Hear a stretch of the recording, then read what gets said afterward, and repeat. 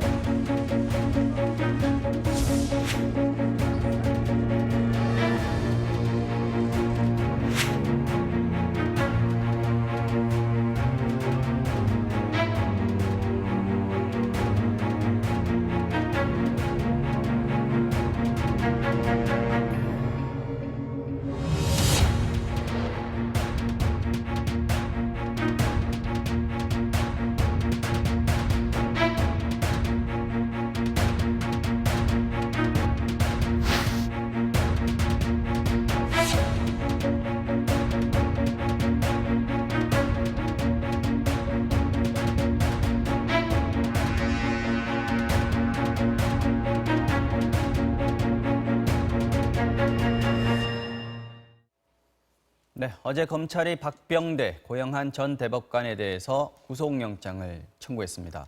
전 대법관에 대한 영장 청구, 헌정사상 처음 있는 일입니다. 정혁진 변호사님과 함께 말씀 나눠보겠습니다. 안녕하십니까? 네, 안녕하세요. 어서 오십시오. 자, 이미 예상된 일이기는 했습니다. 임종원 전 법원행정처차장이 구속이 됐기 때문에요. 네네. 임 전 차장에게 지시를 내렸던 사람들이지 않습니까? 법원 행정처장으로서요. 네네. 구속영장을 청구하지 않을 도리가 없다 이런 얘기가 나왔었는데 검찰의 구속영장 청구 이유 어떻게 설명이 되고 있습니까? 일단은 임종원 전 차장에 대해서 네. 10월 23일 날, 네. 지지난달이죠. 네. 영장이 청구가 됐고, 네, 벌써 한 달이 넘었습니다. 예, 네. 그 다음에 27일 날 발부가 됐고요. 네. 그 다음에 지난 11월 14일 날 임종원 차장이 구속 기소가 됐는데, 네. 임 차장에 대해서 영장 청구된 지 약 한 40일 만에 이제 두 대법관에 대해서 구속영장이 청구가 된 거죠. 그런 셈이네요. 네네. 그런데 이 두 대법관은 사실 우리나라 사법부의 네. 얼굴과 같은 그런 존재였습니다. 제가 어제 이 뉴스를 보고 우리나라 사법부 자체에 대해서 영장이 청구가 된 거 아닌가 하는 느낌이 들 정도로 네. 사실 굉장히 불행한 일이었습니다. 굉장한 충격을 주는 사건이군요. 네네. 네. 아무래도 이제 조사하는 도중에 소환을 당했으니까요. 네네. 조사하는 도중에 계속 부인을 했기 때문에 영장이 청구됐다 이런 얘기도 있습니다. 그렇죠. 일단 부인을 하니까 부인했다라고 하는 것은 난 죄가 없다. 모든 것은 다 임 전 차장이 한 일이다. 이건 혐의를 갖다가 인정하지 않는다는 거거든요. 그러니까 증거인멸할 가능성도 있고 이러한 경우에는 구속영장 청구의 사유가 되고요. 더 기본적으로 임종원 차장은 차장일 뿐이고 행정처장을 했던 그 법원 행정처라고 하는 조직을 네. 총괄하고 대표하고 모든 그 책임을 지는 자리는 행정처장이 아니겠습니까?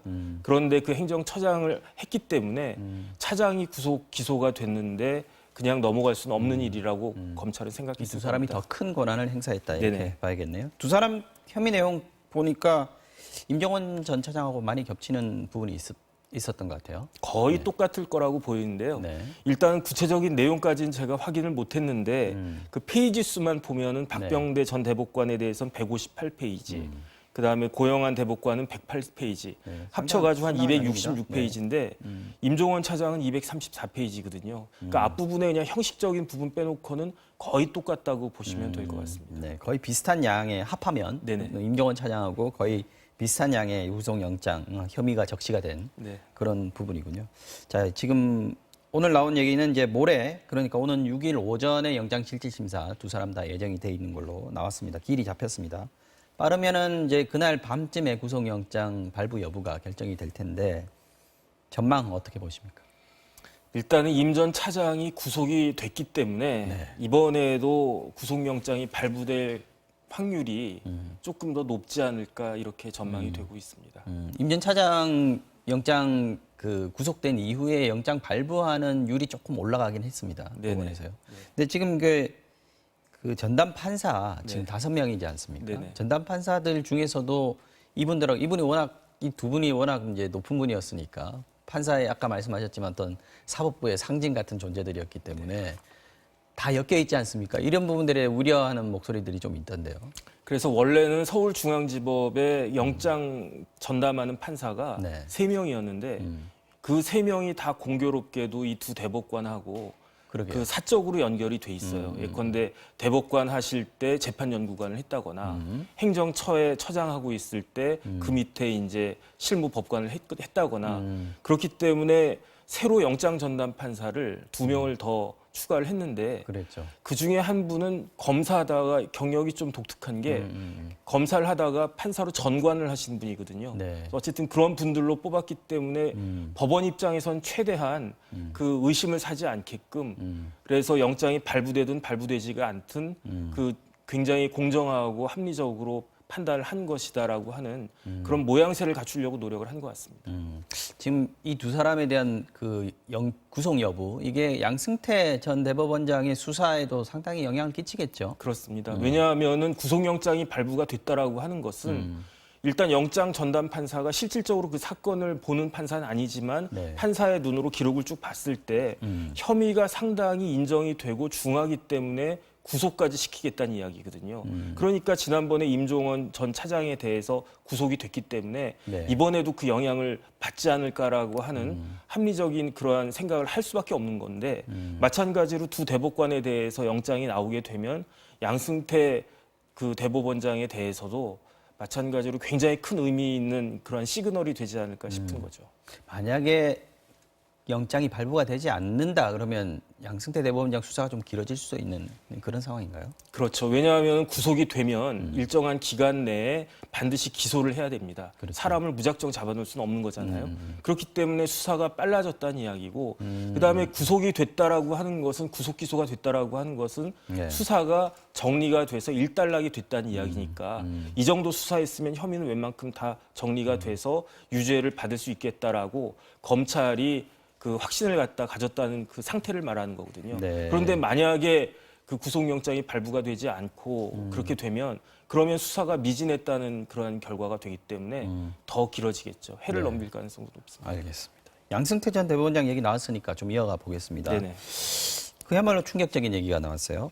대법원장이 집무실에서 강제징용 재판에 전범기업 측의 대리인을 만났다. 이게 상식적으로 저는 잘 이해가 안 가는데 한모 변호사라고 네네. 그래요. 김인장 소속이죠. 네네. 김현장에서 어떤 분입니까? 그 뭐 굉장히 잘 나가는 변호사님이시죠. 그래서 이제 판사 생활 한 20년 정도 했고 네. 그 판사 경력도 대부분 다 최고 좋은 보직, 엘리트 보직. 당연히 법원 행정처 국장도 거쳤고요. 네. 그렇기 때문에 양 전 대법관하고는 뭐 대학 선후배 지간일 뿐만 아니라 행정처에서도 비슷한 시기에 같이 근무도 했고 그다음에 대개 보면 같은 법조인이라고 해도 아, 이 변호사는 뛰어나다. 같은 판사라고 하더라도 아, 이 판사가 우리 사법부를 이제 이끌고 할 사람들이다. 이런 그 공감대가 있지 않겠습니까? 그 안에 들어가는 인너서클 안에 들어가는 분이었습니다. 김현장에서는 어떤 일을 하신 분이에요? 김현장에서는 소송을 총괄하는 그 역할을 했다라고 합니다. 김현장이 지금 변호사가 뭐 수백 명이 되는데 네. 사건이 뭐 엄청나게 많지 않겠습니까? 그 중에 중요한 사건들은 다 한 변호사가 맡아서 총괄했다는 그런 이야기죠. 강제징용 소송에서도 이 업무를 당연히 연관이 돼 있는 그런 분이겠네요. 그래서 제가 생각했을 때 이제 한 변호사가 양승태 전 대법원장 집무실에 가서 이야기를 나눴다는 거 아니겠습니까? 네. 뭐 그럴 수도 있다고는 봐요. 왜냐하면 후배가 그냥 대법원 온 김에 선배 대법원장실 가가지고 차 한잔 마시면서 뭐 세상 돌아가는 이야기 할 수도 있죠.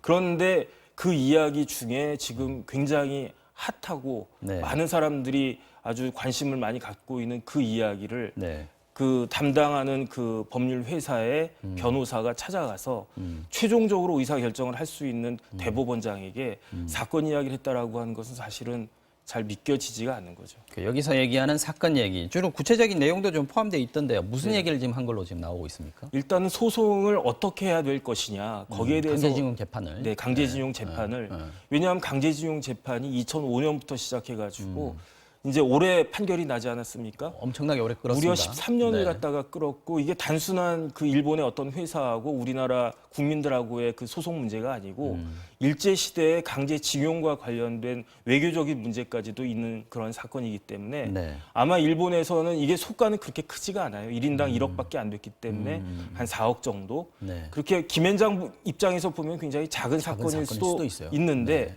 그런데 어쨌든 일본의 신일철 죽음에서는 뭐 수임료도 많이 줬겠죠. 어쨌든 그냥 4억을 갖다가 다 주고 끝낼 수도 있는 것을 김현장에다 어떻게 보면 더 많은 금액을 주고 일을 갖다가 진행하는 그런 아주 상징적인 의미의 재판이었기 맞습니다. 때문에 네. 예, 여기에 대해서 말이 많이 나왔던 것 같습니다. 자, 변호사가 뭐 누구든지 변호를 할 수 있으니까 김현장이 강제징용 사건 뭐 일본 전범기업 측 변호를 맡는다고 해서 그걸 비난할 일은 아닌 것 같고요. 네네.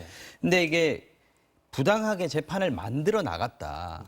대법원이건 외교부건 다 그 한 통속이 되어서 지금 만들어 나갔다는 정황들이 계속 나오고 있어서 이게 지금 문제가 되고 있는 거 아닙니까? 이게 왜 문제가 되냐면요. 1심에서는 일본 회사가 이겼고 네. 항소심에서도 이겼는데 대법원에서 파기가 된 거거든요. 파기환송됐죠. 그래서 다시 고등법원으로 와가지고 당연히 고등법원은 대법원의 그 재판 결과에 따라가지고 네. 원고 승소 판결을 갖다 한 건데 네. 이렇게 되면 사실은 게임은 다 끝난 거거든요. 대법원에서도 뭐 인정을 네. 하든지요. 그래서 올라가더라도. 여기에 대해서 다시 상고를 갖다가 재상고를 한다라고 하는 것은 굉장히 이례적인 거고 만약에 지금과 같은 상황에서 일반적인 상황에서 재상고가 올라갔으면 볼 것도 없이 3개월 이내에 판결이 나왔어야 됐는데 네. 그 판결을 무려 5년 넘게 지금 끌고 있었다라고 하는 거고 그렇죠. 그것이 일반 법조인들 입장에서도 이상하다 왜 저 사건을 저렇게 들고 있을까 형식적으로도 말이 안 되는데 네. 했는데 나중에 알고 봤더니 뒤에서 이러이러이러한 거래가 있었던 것이 아니냐 그것이 충격적이다라고 하는 겁니다. 그 거래 과정에 김현장 출신들이 다 포진돼 있더라고요. 그래서 저도 이번에 처음 확인을 했는데 윤병세 전 외무부 장관이 외교부 장관이요. 네. 그 2013년도에 그 외교부 장관으로 그 발탁이 됐는데 그 직전까지 김현장에 있었고 고문으로 계셨죠? 고문으로 네. 계셨는데 2012년도에 김현장에서 이제 그 대법원 판결 받아보고 난 다음에 여기에 이 사건을 어떻게 처리할 것인가에 대해서 TF팀을 만들었는데 네. 거기에 소속돼서 같이 일을 외교적인 관점에서 일을 봐줬다는 이야기죠.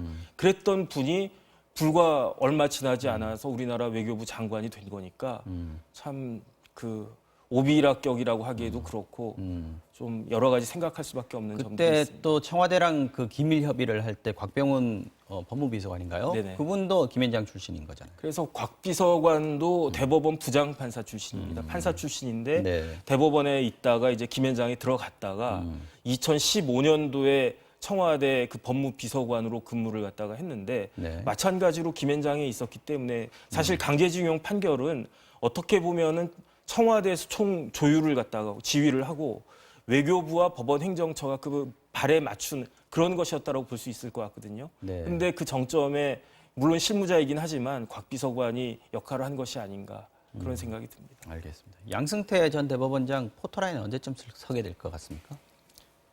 일단은 내일 모레 구속 여부가 굉장히 중요한 그 의미가 있을 것 같고요. 네. 만약에 대법원장 그 대법관들에 대해서 구속영장이 발부가 되면 올해가 가기 전에 포토라인에 쓰게 되지 않을까. 이달 안에. 네네. 네. 그렇게 될 것 같습니다. 이달 중순쯤으로 보는 분들도 있고 만약에 발부가 안 되는 경우에는 다음 달로 넘어갈 수도 있다 이렇게 보시는 거죠? 내년으로 넘어갈 수도 있지 않을까 싶습니다. 네, 잘 알겠습니다. 자, 일제 강제징용 재판. 지금 와서 보니까 청와대, 대법원, 외교부 그리고 김현장 이 철저한 계획과 협의 속에서 재판이 진행돼 왔습니다. 여기에 빠진 사람은 누굽니까? 강제징용 피해자들, 나라 잃고 착취당했던 그야말로 약자들이었습니다.